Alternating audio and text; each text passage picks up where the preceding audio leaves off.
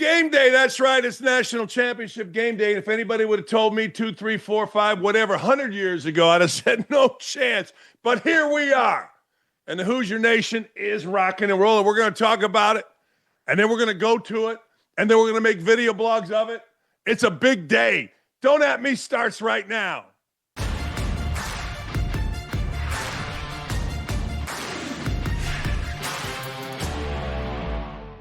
Hey, this show is presented to you. I don't know why I'm screaming other than I'm excited at 8 o'clock in the morning, but this show is presented to you by our friends at Prize Picks. It's National Championship Monday. I got sack-up hats that the lovely Tegan Shaw and the lovely Lee Ross Dakich made last night because it's got to be arts and crafts on Championship Monday. It's the biggest stage in college football, and we've got a matchup as monumental as we've seen in years. Indiana has a chance, my opinion, statistically, to go down as the best team in the history of college football. Miami gets to win a championship on its whole home field. Absolutely freaking amazing. Undefeated Hoosiers take on the underdog Miami Hurricanes, and the man behind the turnaround is none other than Curt Cignetti. Curt Cignetti came in 2 years ago, and next thing you know, Indiana football has never seen anything like this and probably will not again till next year when they're in the championship game again. Here's Cignetti. It's pretty simple. I win. Google me. Purdue sucks, but so does Michigan and Ohio State.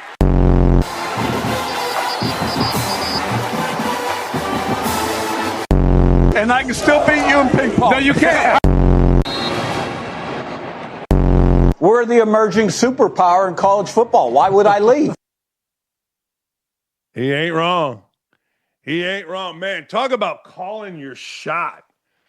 And he said that, look, the Indiana fan base is either dead or on life support. I've said many, many times, it's a great fan base. It just needed something to cheer for. Think about it.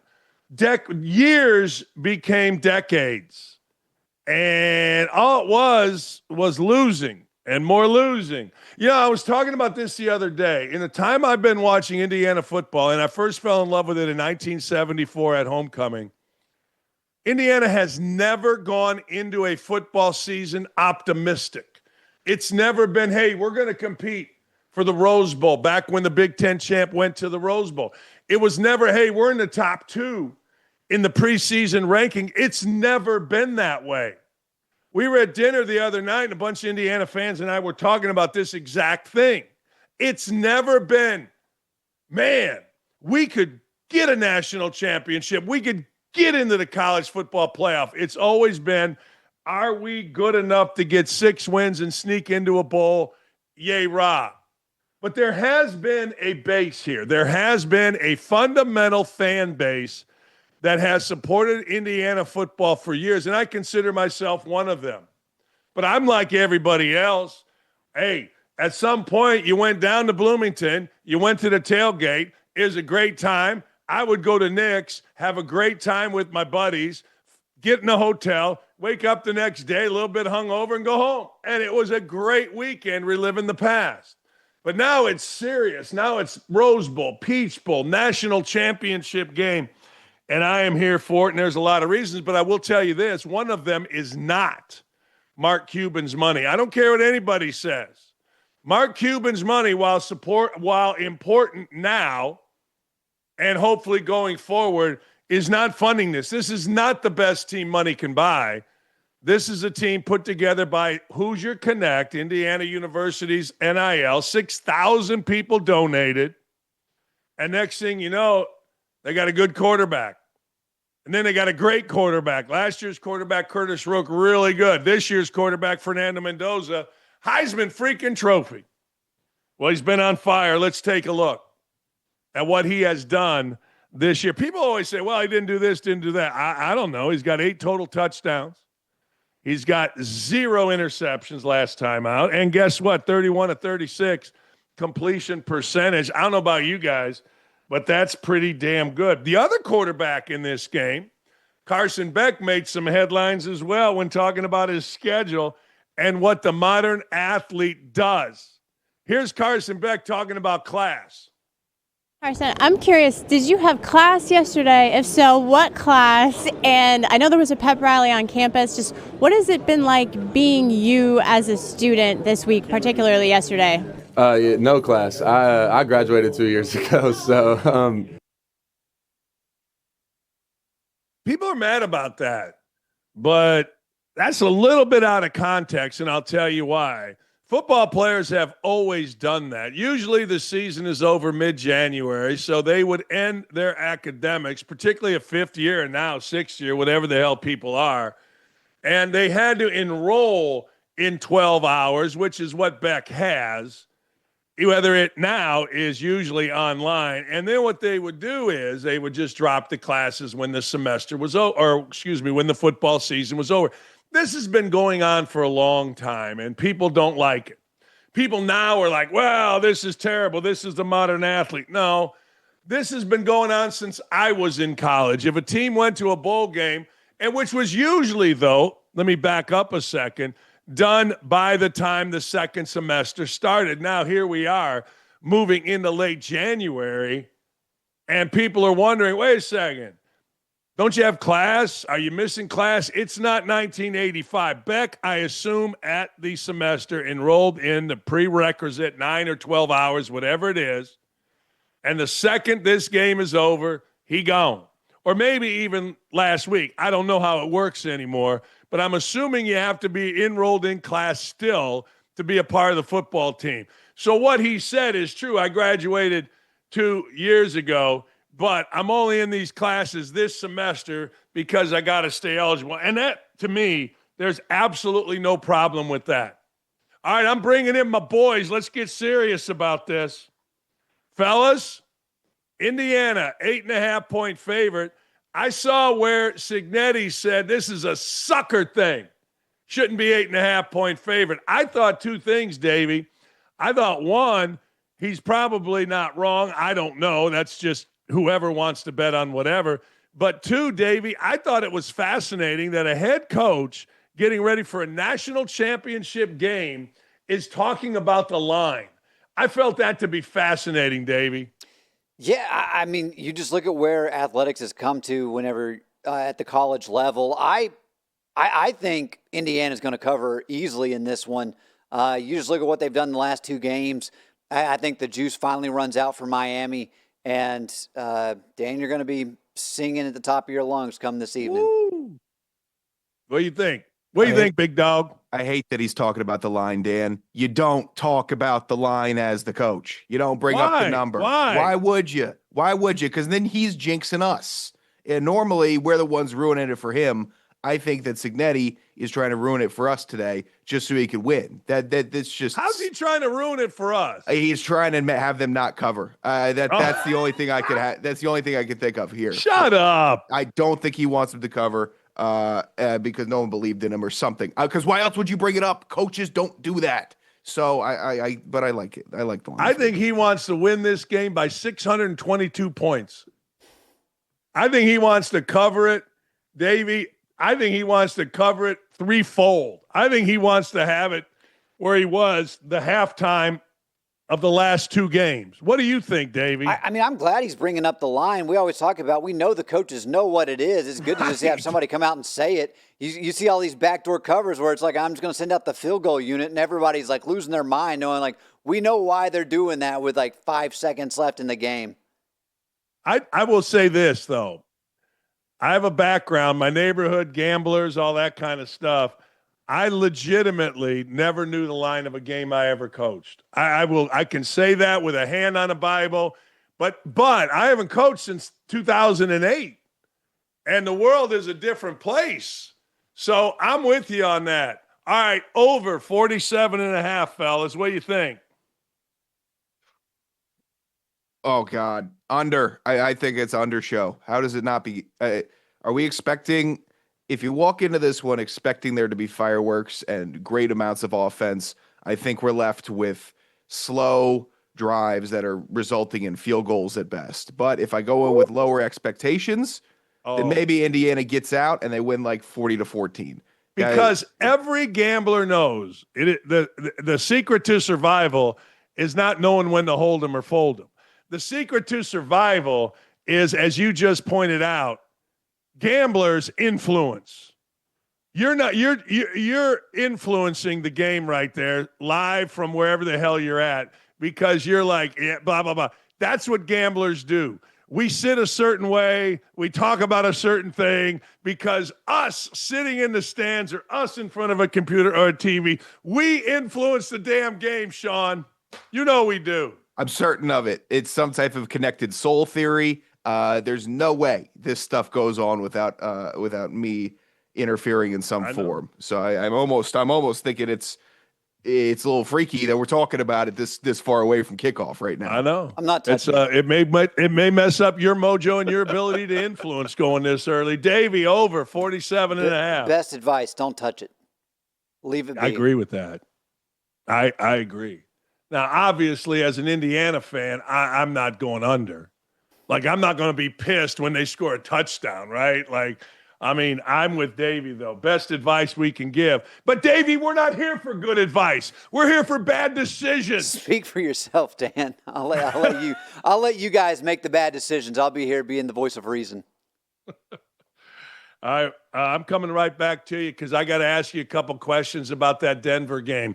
Hey, big game is almost here, and there is no better way, none whatsoever, to cash in during America's biggest sporting event than Prize Picks. It always feels good to be right, and since the big game is right around the corner, that also means it's your chance to get into the football action before next season. That's right. So close the season out right with Prize Picks by getting $50 instantly in lineups when you play your first $5 lineup. New alert feature. Prize Picks now has early payouts. If your player gets off to a hot start, you now have the option to cash out those winnings before the game even finishes. Find your community on Prize Picks with the new social feeds feature. You can share Prize Picks with your friends, copy lineups from winners, and with a single click, copy lineups you like. Use them as an inspiration for your own picks. You can even follow Prize Picks partners like us, Tail or Fade. I'm on a little bit of a heater last night with the Bears. I'll get to that with just one click. Download the Prize Picks app today. Use code DAKICH. Get 50 in lineups after you play your first $5 lineup. That's code DAKICH. You get 50 in lineups after you play your first $5 lineup. It is good to Prize Picks. It's good to be right. All right, the Bills, I don't know what to tell you. You can argue Josh Allen, not argue Josh Allen. Good, great, elite, going to win a Super Bowl, never going to win a Super Bowl, but you can't deny that the Bills simply cannot get over the hump, and what a game it was. Bo Nix broke his ankle playing in the game and didn't tell anybody till after the game. Football players are just tough, man. Basketball players try to be tough. Football players are tough as hell. Here's Josh Allen tearing up at the press conference post-game. How hard is it to just get here again and have this happen? It's extremely difficult. I feel like I let my teammates down tonight. Your emotions normally aren't this emotional for us. Is what has brought this on? Just missed opportunities throughout the game. It's been a long season. I hate how it ended, and it's going to stick with me for a long time. Yeah, don't do that ever. Compose yourself and get up there and walk like a man. Not to saying that crying is a sign of weakness, but you don't do that as a quarterback. I don't think you do. Here's Deion Dawkins, legendary player, after hearing Allen's comments. Simply that. I hate to keep it short, but we love you. You know, we're thankful for him. He said he feels like he let you guys down. How do you react when your quarterback who's done so much for you says that to you guys? He let us down.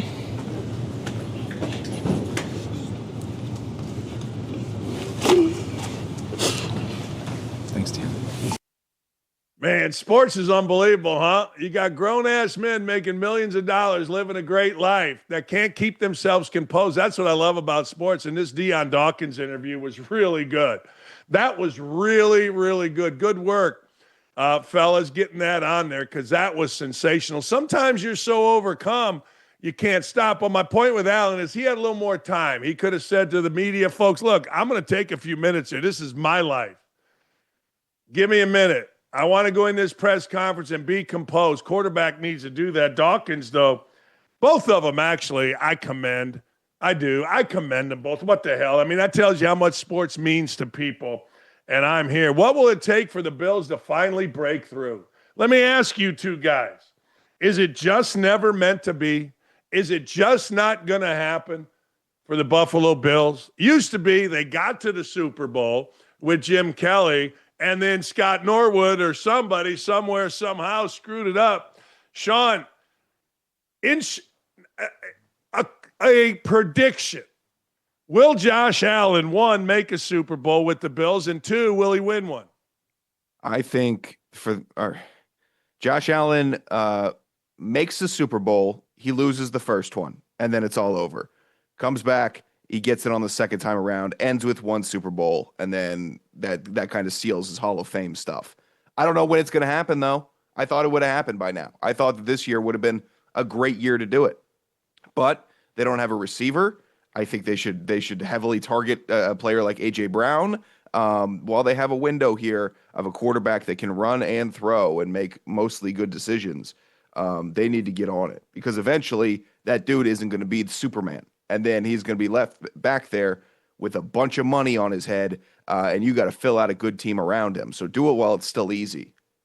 Davey.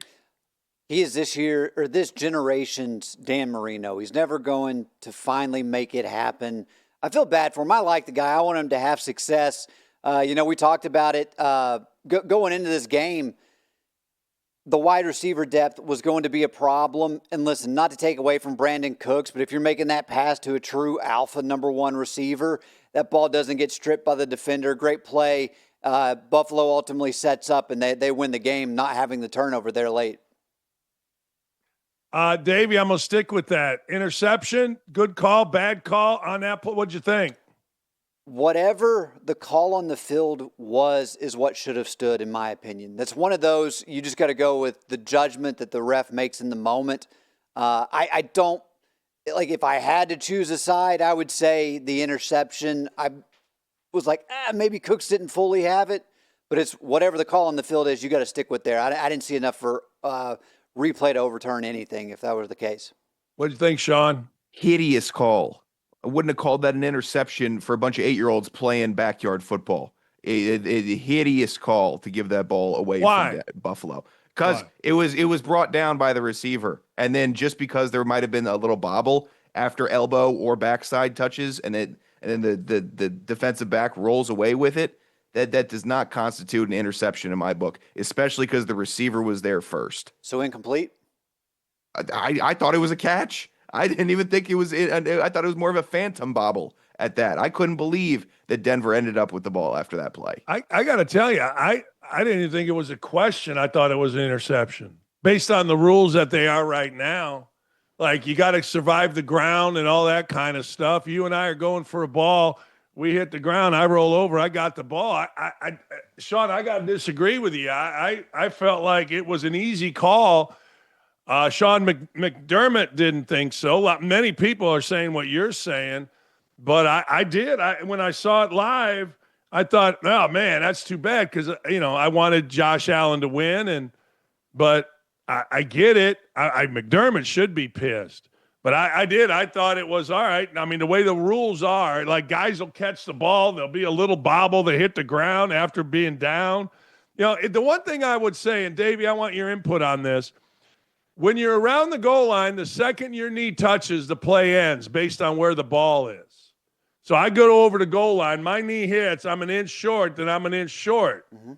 In catching the ball, my knee hit, I got the ball, but it doesn't end the play, which is very weird to me, Davey, because they let it go through the ground. You know what I'm saying? No, I mean, it all goes back to the Dez Bryant catch against the Packers. There for a while, the thing was, what is a catch? Because it seems as though the rules were always shifting a little bit. There was a lot of subjectivity to it, not much of an objective type situation. But yeah, it's one of those things. I mean, people were talking last night, Dan, we'll get to it in a moment, but the Devontae Adams catch there, I think Chris Collinsworth said, Bills fans, look away, because it was a very similar type situation. I thought, Devontae had the two steps and then had his knee go down. to rule him down. But yeah, with Cooks, I never thought there was full control. That's why I lean towards sticking with the interception. Yeah, I agree with both. I agree with sticking with it. And, hey, that's one of those plays that we'll talk about. Hey, wasn't all good news for the Broncos. Bo Nix, done. Broken ankle, going to have surgery tomorrow is what the coach, Sean Payton, said, tomorrow being Tuesday. Now we got Jared Stidham, hasn't thrown a pass since 2023. Real quick, guys. The good news, bad news. Good news is we're going on. The bad news, Davey, is we got a guy that hasn't thrown a ball since 23. What shot do you give? How do you look at Buffalo now, or excuse me, Denver now? You got to find a way to keep the Patriots under 14 points. That's going to be your task. Listen, I watched Jarrett Stidham play in person in college. I have never been impressed. The moment I saw that he was actually signed to an NFL roster, I was like, this guy is never going to amount to anything as a quarterback in the NFL level. As harsh as that is to say, I do not feel good at all. If there is a coach, some silver lining that could get a guy caught up to speed very quickly, it is Sean Payton, but it's not like Denver's got a great run game either.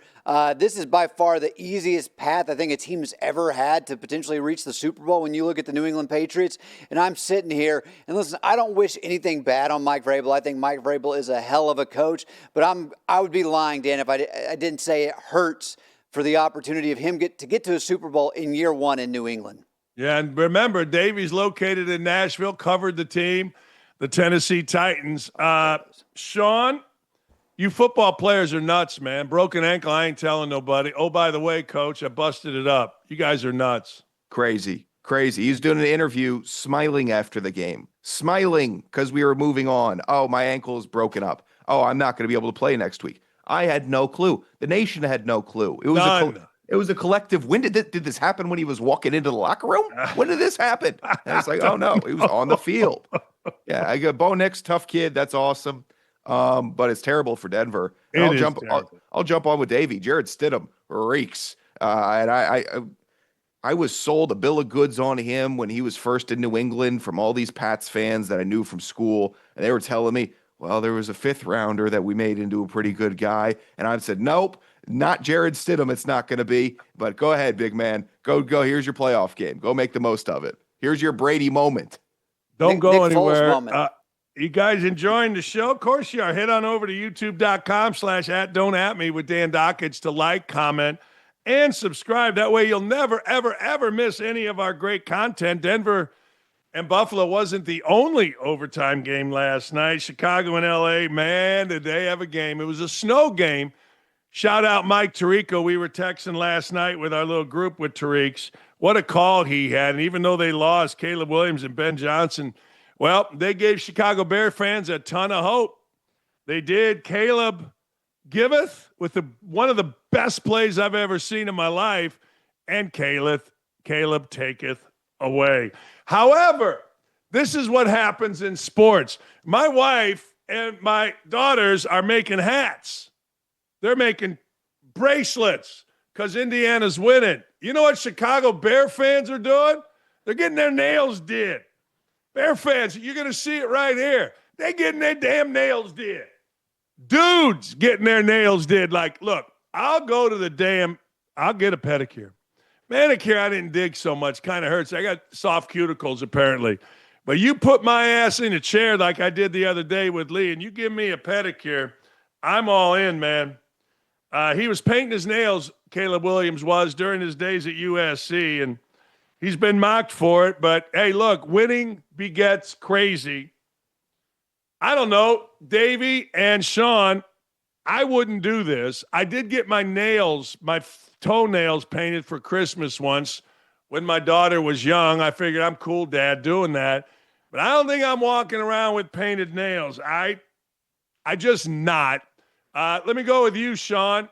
You're a fan, the team. It's, I got sack up shirts, whatever. I got friendship bracelets, which I never thought I would actually make right here.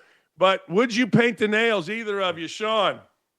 I would not, but I'm kind of in favor of guys doing it because I feel like it's just they got to get it out. Like there's always a group of male fans that are going to be the first to put on the dresses. Yeah. And that's just what they want to do. Like when the Skins were good, you had the Hogs and you had the Hogettes, which was just a bunch of 45-year-old guys from Ashburn that decided to throw on pig noses and dresses and wigs, and they were like revered. So it's not new. This isn't some new age Gen Z stuff. Your uncles were doing this. Damn right. So They were. this is, I'm fine with it. And I'm glad Caleb Williams is good enough where it supersedes his weirdness. Because you can be weird in the NFL, you can be good and weird in the NFL, but you have to be both. You can't be weird and bad in the NFL. That's right. What you got, Davey? What are you thinking? Dan, if you ask my dates, one thing they'll say about me is I'm cheap. And I don't understand guys going and spending their hard-earned money for manicures and pedicures, going the extra mile when you look at how that video was all set up. Listen, if it's your daughter and it's like playing cool dad, I'm all for it, go for it. But guys taking time out of their day and spending money to go to the nail salon, hell no. I'm not going to lie to you. You must never have had a pedicure. But you get your phone, you sit in the reclining chair, there's a back massage, and next thing you know, your feet are in warm water. It is one of the greatest half hours a man can have. I've always said this, and I will continue to say this, regardless, Davey. A lot of men feel like you. I did as well until I sat in that chair. I've had a pedicure, Dan. Those feel great. I didn't get my toenails painted or my fingernails painted on top of that. I'm not doing the paint. They always ask, Mr. Dan, do you want color? Which means, what color do you want? Mr. Dan don't want color, man. Mr. Dan wants to sit there, chill out, give me a little something, maybe a nice rub. If you can get it over the knee with the rub, I'm good with that too, which used to happen at Pinky's a little bit. But no. Mr. Dan, he likes himself a nice rub. All right, boys, we're going to talk about the AFC and NFC championship games all week. But before I let you go, final prediction, Davey, tonight, Indiana, Miami, national championship. Davey first. Dan, I'll let off. Indiana wins by 13. Like I said, I'm not touching the over or the under, so I'm just sticking with Indiana by 13. What you got, big dog? Indiana 30. And then we go Miami 17. I'm digging it. That doesn't get us to the over, though. That's weird, right? 47.5 doesn't even get us to the over. All right, there you go. I got Indiana winning 42-10. But I'm a homer. Obviously. I mean, what? You don't think I'm a homer? What gave it away? Yeah, I don't know. I mean, look around. How could anybody say I'm a damn homer? I don't know, Davey. All right, thanks, fellas. We'll see you guys tomorrow. Actually, we'll see you later on because we got content, more content all day. We'll be on the field doing interviews. Chuck and I will be down there. We're going to have a great time. See you.